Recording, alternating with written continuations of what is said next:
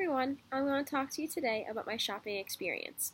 I went to two stores, Ulta and Walmart, to see if I could easily find these products if I was an African American woman. The first thing on the list is a Band-Aid.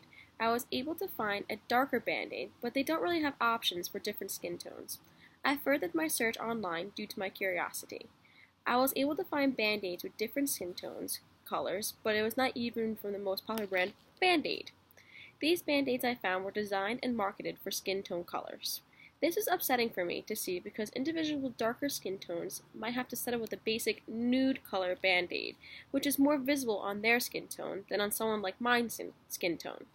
The fact that I could not even find Band-Aids with different skin tone colors in a popular store like Walmart makes me feel guilty in a way.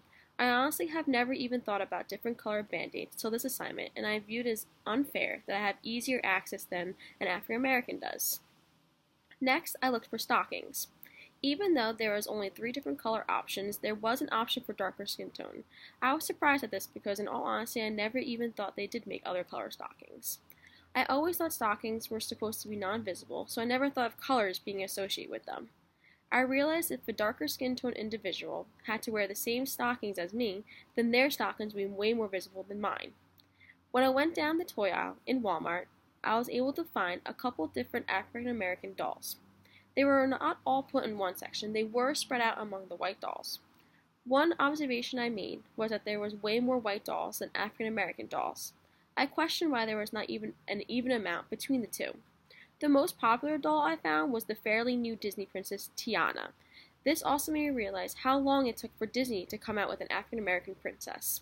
Even though there is one now, there are still a lot more white princesses. This could be very hard for a mother of the African American descent to explain to their 6-year-old daughter why a majority of the princesses' dolls don't look like her or them. When I looked in the book aisle, I was able to find one book with African American characters and also written by an African American author. The book was Thorne's Challenge by Brenda Jackson, and it was a romance novel. I was very close on giving up, trying to go to a bookstore next because it was honestly a difficult find. This made me question if, in the author world, is it frowned upon a black author to write about black characters? Is that considered not to sell as easily if they wrote about white characters? These questions are new for me to even be asking or even thinking of. Walmart does only have a small section for magazines, but I still could not find any magazines with beauty tips for African American women. One example to me is when I was reading about what colors best match my skin tone in a magazine. I was so eager to read because who does not want to look better? The fact that it was difficult for me to find beauty tips for African American women made me sad because if they are eager just like me. It increased my awareness of how things are different for a white person like me and for an African American woman. I also could not find a greeting card with African American individuals on it. I have seen cards in the past with African American individuals on it, but like I said before, Walmart being such a huge and popular brand, it was shocking for me not to find cards there also.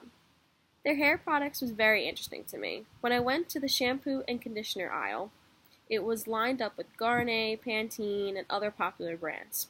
Then at the end of the aisle, there was a section for African American hair. I could see the separation between the two. To me, I got the vibe that I was separated between normal hair type and other hair types. Lastly, I went to Ulta.